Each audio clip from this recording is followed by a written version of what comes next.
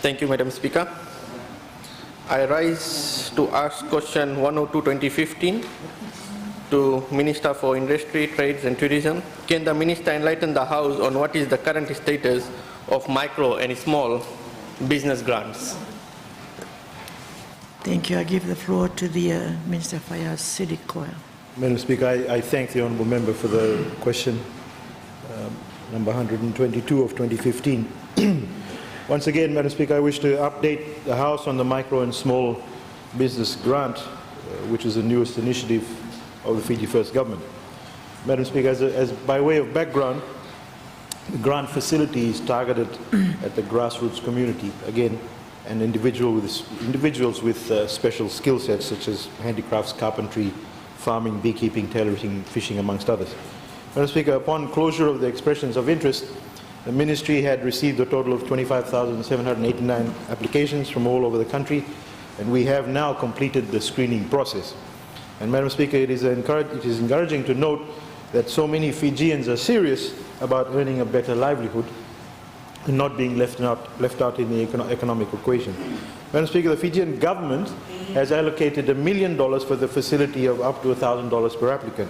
This will only cater for approximately 1,000 successful applicants. However, 25,789 applications were received. 7,744 applications met the pre-qualification grant criteria and have qualified to be funded. The Ministry, Madam Speaker, in conjunction with the Fiji Development Bank, is currently undertaking site visits and verifying the applicants. Madam Speaker, this is a laborious process. And Madam Speaker, the Bainimarama government is determined to assist all the successful applicants.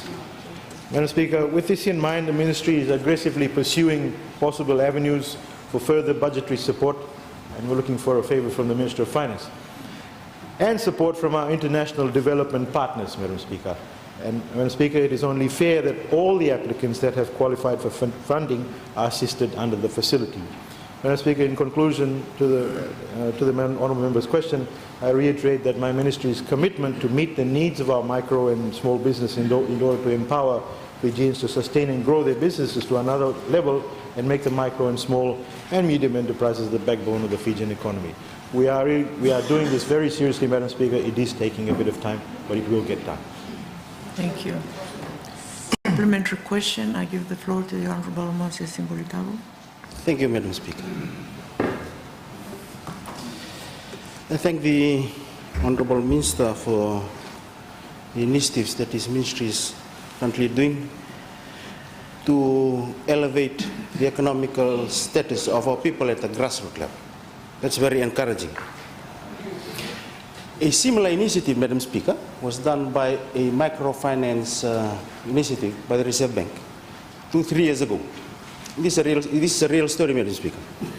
Honourable Member, could we have the question, please? Let me come so you can understand what happens to this kind of initiatives. Can we? This lady, Madam. Can you ask the question, please?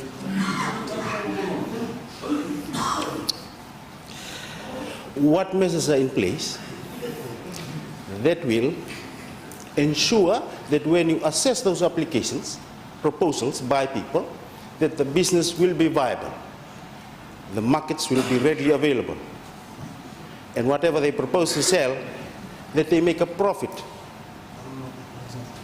For example. Thank you. I think the question is clear. I give the floor to the Honourable Minister. No, it's okay. I give the floor to the Honourable Minister. Madam Speaker, first of all, I did explain that the FDB that is currently engaged in this particular thing goes around assessing all the applicants, so everything is assessed properly. And most of the applicants are already existing businesses. So you can understand it's not like they're unsuccessful, they are. We are trying to make them more successful. That is the aim of the government. We are trying to then make them more successful. Thank you. I give the floor to the Honourable Balmindra Singh. Thank you, Madam. I thank the Minister for his answer on the last question. My question to the Minister is this a way to give back to the Fiji First supporters? Thank you. Honourable Minister. I thank the honourable member for the question, Madam Speaker. And I would like to categorically state in this House that this grant facility is made available to all Fijians.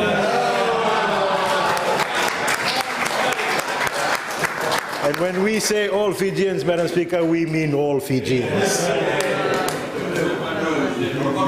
Madam Speaker, the policy guidelines with respect to this and processes that are put in place to operationalize this grant facility ensure that the grant is channeled to people in genuine need of assistance. And that's why we say all Fijians, Madam Speaker. Once the applicants qualify for the funding, there will be validation site visits conducted by the Ministry and the FDB officials before the grant is disbursed.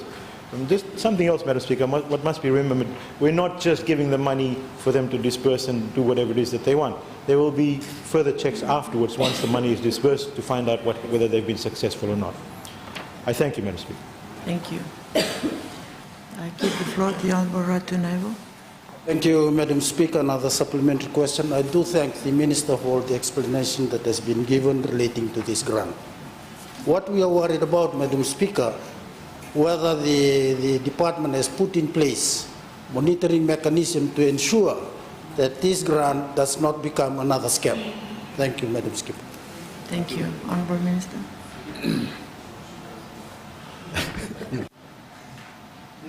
The scam might belong to the other side of the House, Madam Speaker. Madam Speaker, as I pointed out quite clearly, there is a process that the FDB will undertake, a review process, even after the grant is given. So the selection criteria takes care of a whole lot of stuff before, and there is an ongoing process afterwards to see whether it's $1,000 or $500. We still care about all Fijians to ensure that is all done, Madam Speaker. Thank you.